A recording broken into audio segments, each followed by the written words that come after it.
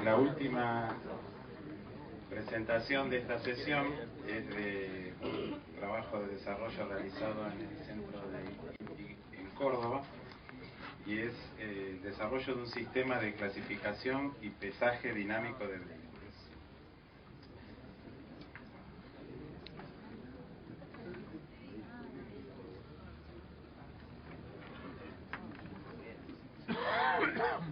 Buenos días, mi nombre es Daniel Puntillo y yo pertenezco al INTI Córdoba. Vamos a hablar del desarrollo de una balanza de pesaje dinámico desarrollada desde cero en nuestro centro. Bueno, las personas que participaron en este desarrollo, que está en un 95% de completud, están en la presente filmina, ¿no? Bueno, para estructurar un poquito la agenda de la presentación, vamos a hablar de la necesidad de que diera un origen al desarrollo. Vamos a contar cómo se fue llevando a cabo. Vamos a hablar un poquito de los resultados y las actividades en curso y planificadas. Las necesidades principalmente fueron trabajadas entre INTI Córdoba y Vialidad, la Dirección Provincial de Vialidad de la provincia de Córdoba. Lo que Vialidad necesitaba en un principio era la adquisición de datos que permita ir elaborando estadísticas que posibiliten a Vialidad la elaboración de parámetros de los caminos y las carreteras. Por ejemplo, uno de los parámetros más representativos es la cantidad de ejes normalizados que transitan por la carretera, discriminados por mes y por año. Cuando una cierta cantidad de ejes normalizados pasa por la carretera, ellos tienen conocimiento de que pueden ir efectuando mantenimiento preventivo o correctivo, ¿no? Otro objetivo, que ya coincide también con el INTI, es la sustitución de una importación bastante costosa, y con la ventaja comparativa de contar con el soporte técnico, la capacitación del INTI Córdoba, ¿no? También durante el desarrollo hubo un planteamiento de la Dirección Provincial de Seguridad Vial en cuanto a obtener datos que les permitan elaborar políticas de seguridad vial. Por ejemplo, velocidades a con cierto tonelaje, digamos, no se pueden superar, ¿no? De modo que partimos planteándonos de qué se trata un sistema de clasificación y pesaje. Un sistema de clasificación y pesaje tiene, entre otros objetivos, hacer el pesaje sin interrumpir el tránsito, ahorrando flujo vehicular a las balanzas estáticas, es decir, por ahí desviando solamente a aquellos vehículos que están excedidos. Y también es un cinemómetro porque mide con buena exactitud la velocidad, y también es un clasificador y contador de vehículos, porque clasifica por categoría, ¿no? De modo que estas son imágenes de los inicios del proyecto. Contaría la cantidad de vehículos, los categorizará, medirá la velocidad, pesará por eje, calculará el total del peso y transmitirá los datos de manera inalámbrica a la central ubicada en la oficina de vialidad. Todo sin interrumpir el tránsito. En la fotografía de la derecha intermedia vemos un hito importante del proyecto vemos a nuestros ingenieros de desarrollo elaborando la zanja de 30 centímetros de profundidad por 30 metros de largor, que va a conectar los sensores piezoeléctricos en ruta con el búnker de medición. En la fotografía de la derecha superior tenemos una captación de un evento de campo, ¿no? En donde con un osciloscopio de mediana exactitud captamos la completud del evento, y con otro de mayor exactitud discriminamos por pulso. Aquí podemos ver nuestro principal herramienta de desarrollo, que es el camión patrón que nos presta Vialidad, con el cual vamos efectuando las pasadas y aproximando las mediciones.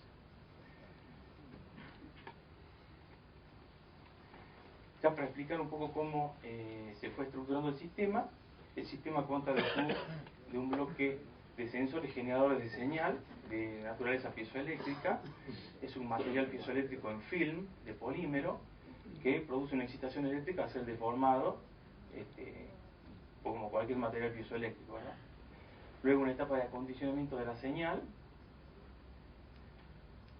una etapa de adquisición que nos lleva la señal al mundo digital, una etapa de procesamiento también en el búnker de medición, que va a transformar una trama de datos en un evento legible humanamente, bueno, y un módulo de transmisión de datos que se van a transmitir de acuerdo a lo programado por la central de datos estadísticos. La disposición geométrica elegida para los sensores es la que se muestra en la presente filmina. Consta de espiras piezo-magnetoresistivas que trabajan con un fenómeno de resonancia. Cuando el vehículo transita sobre la espira, saca un oscilador de resonancia, produciéndose una comparación de tensiones y una señalización de que comienza un evento y despierta el equipo, ¿no? Porque el equipo se duerme por motivo de consumo. Los piesos transmiten también la información. Ahora vamos a ver la implementación física del esquema recién visto.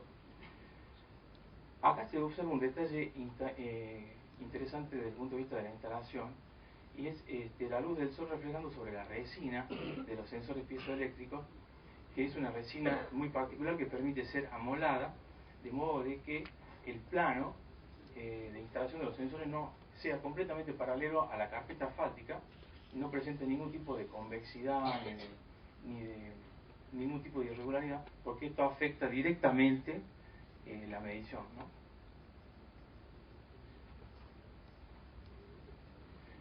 En esta filmina lo que tenemos es un poco el trabajo que hace el sistema con las señales físicas. Cuando viene la huella transitando por la carpeta asfáltica, el sensor comienza a discriminar una fuerza vertical, inclusive antes de que llegue al sensor mismo, porque es una onda de fuerza que se va trasladando con cada una de las ruedas. El sistema, por supuesto, posee la inteligencia suficiente como para no reaccionar a esto. Cuando la huella invade el sensor se puede modelizar como un generador ideal en serie con un capacitor. Este capacitor sufre una deformación mecánica. Esta deformación mecánica hace que el capacitor, que ya está excitado, está polarizado, y libera una cantidad de carga, una señal de carga UDT. La señal de carga excita un amplificador de carga. Un amplificador de carga es un amplificador que tiene un capacitor de feedback que almacena la carga y la transforma en una señal de tensión eléctrica, ya en milivolt, y un amplificador de carga también puede ser visto como un amplificador integrador.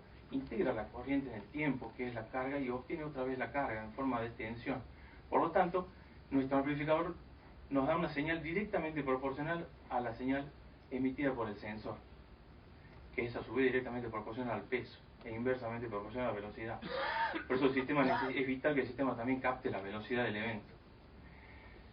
Luego se efectúa una primera etapa de realce de la señal, que tiene también la finalidad de rechazar interferencias y ruidos, y darle un nivel de continuo que nosotros llamamos línea base de tensión, que tiene una serie de finalidades. Posteriormente una segunda etapa de amplificación, que también se denomina etapa de acondicionamiento, para finalmente atacar un conversor análogo digital de 12 bits. Bueno, es una tensión de bit bastante astringente, exige una cierta inmunidad al ruido bastante importante, ¿no? Una vez que tenemos ya la señal digitalizada, ya es una secuencia discreta de muestras, es almacenada en tiempo real por la placa de adquisición de datos, desarrollada por nosotros, y se forma lo que se llama una trama, que es un paquete de datos que se transmite a la placa de control central en el mismo búnker, y la placa de control central la va a traducir en un evento humanamente legible, ¿no?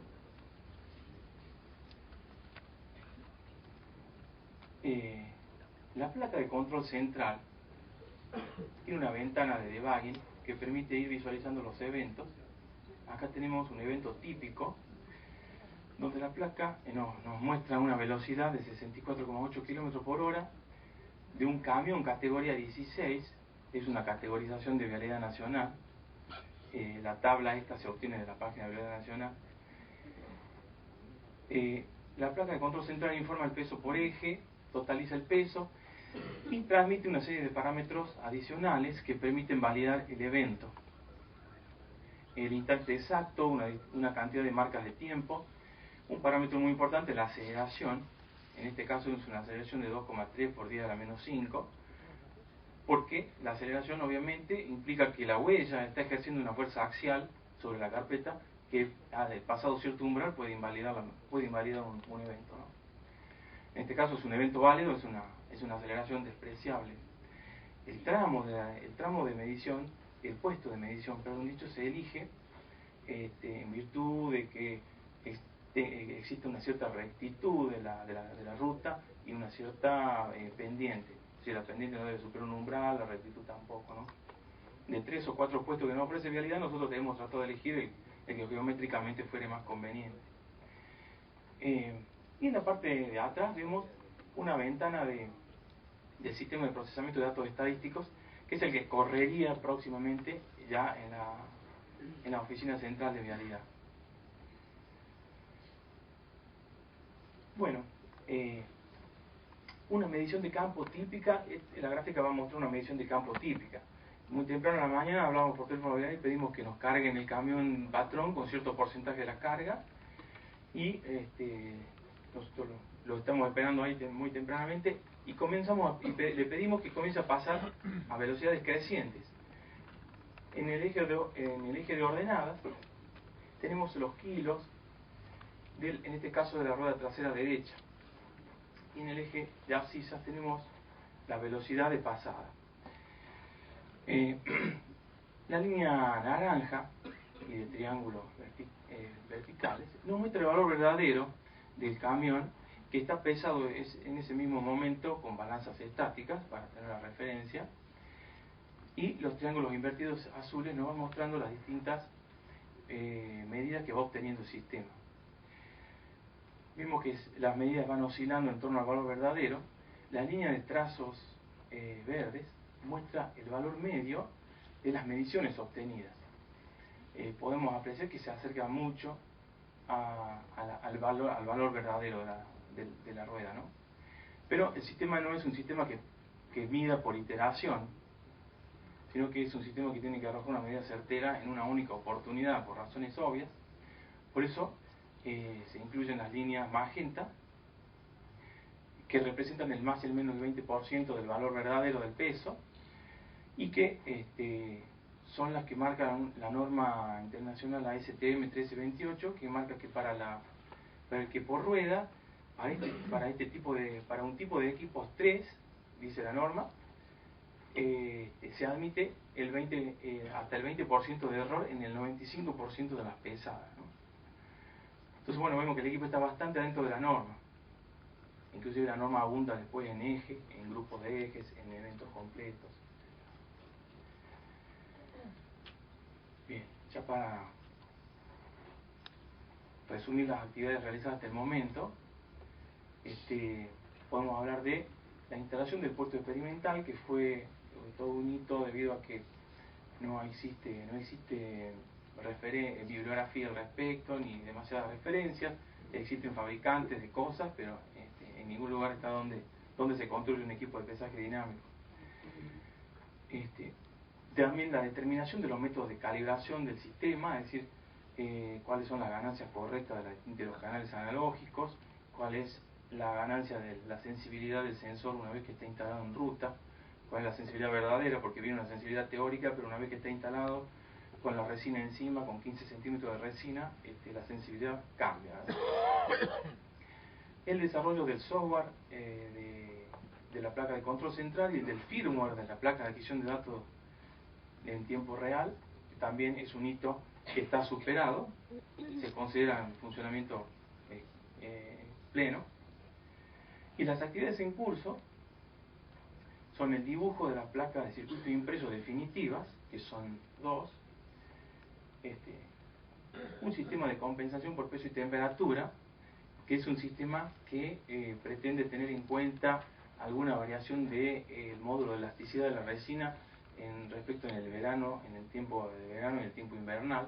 Tiene una variación pero que no saca al equipo de la norma, sino que tiene el objetivo de mejorar la exactitud, hasta ver hasta qué exactitud se puede llegar, porque se pretende que también el equipo tenga la capacidad de marcar un evento, un camión, como para efectuar una multa, ¿no?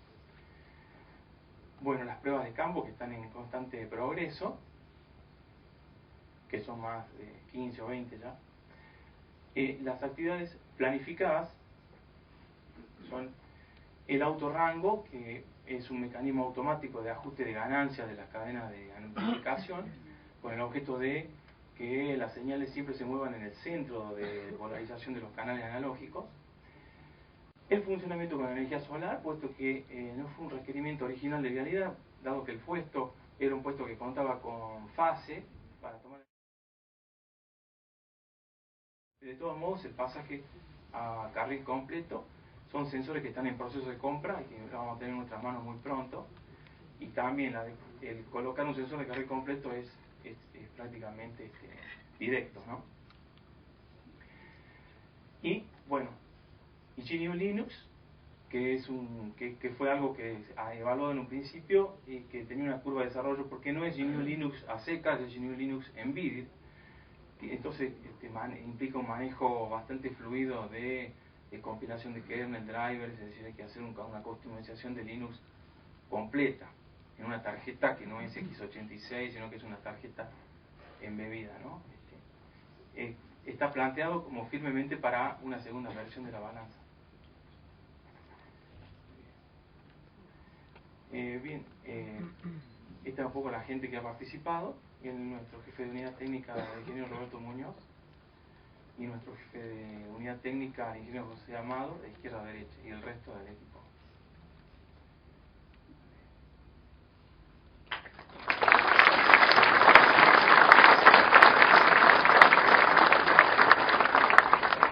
Bueno, ¿tenemos preguntas?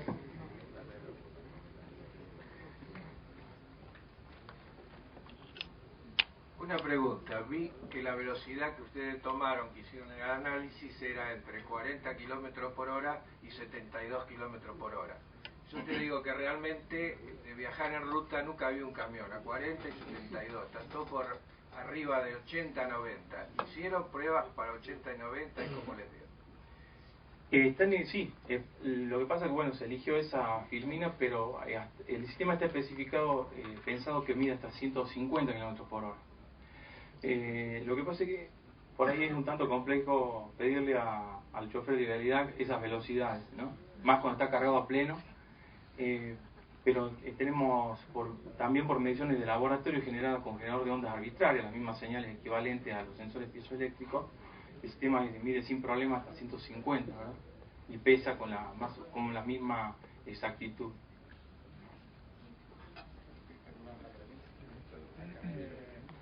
¿Cada cuánto se cambian los sensores por el deterioro, digamos? Los sensores son eternos, dura todo lo que dura la carpeta asfáltica, porque el sensor no tiene ninguna forma no tiene vencimiento como algunos sensores químicos, es un material piezoeléctrico, un modelo de capacitancia que se va cargando y se va descargando. Obviamente cuando las mediciones superen la tolerancia, y lo vamos a ir notando con los datos, vamos a considerar que el sensor llegó al final de la vida útil. Es algo que también lo va a decir la vida real en el campo, ¿no? Cuando Vialidad va a instalar primeramente 3 puestos y después 20. Bueno, ya vamos a ir viendo de acuerdo también, depende exclusivamente de la calidad de la carpeta asfáltica. ¿Alguna otra pregunta?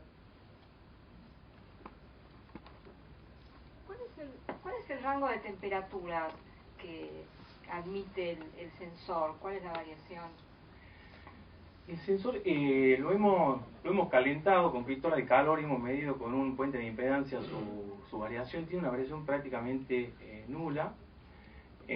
Lo que influye en la temperatura es la resina con que se instala el sensor. La resina se pone un poquito más blanda a 50 grados y se pone un poquito más dura a menos 20 grados.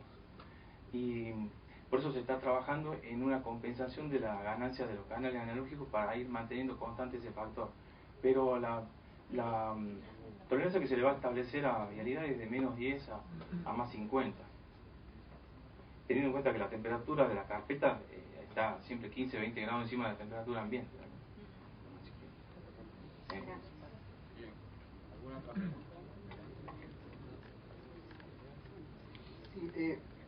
El gráfico que mostraste era de calibración, digamos, por una rueda, ¿no? Y el proyecto futuro es hacerlo por eje, por las dos ruedas. claro. Ahora, hay un futuro muy cercano. Sí, pero ¿hacen la integración para evaluar la carga total del camión? ¿Usan el mismo sensor para el eje Sí. trasero y delantero, digamos, y si responde a tiempo? ¿No? Cuando pasa el delantero, pasan los distintos ejes. Sí, el procesamiento de los sensores en tiempo real, en el momento en el que pasó el vehículo, ya está pesado. Y solamente resta un algoritmo posterior en la tarjeta de procesamiento central. Pero los datos ya están adquiridos, está pesado y puede aguantar hasta varios eventos por segundo, en teóricos, en el laboratorio. ¿Y cuál era la otra parte de la pregunta? No, eso, si responde a tiempo para integrar la carga total del camión. Sí, porque existe una placa de adquisición de datos que adquiere los datos en tiempo real y los transmite en tiempo real. Y después tener una placa de procesamiento central que ahí va a venir GNU Linux, que no tiene esos requerimientos de tiempo real, entre comillas, tan astringentes, ¿no? En cambio, en la placa de adquisición de datos sí, hay un algoritmo que está corriendo solo en un sistema, ¿no? Gracias. Bueno, si tienen alguna pregunta más, pueden hacer en el café. Así que bueno, cerramos esta parte de la sesión y en 15 minutos retornamos para el panel.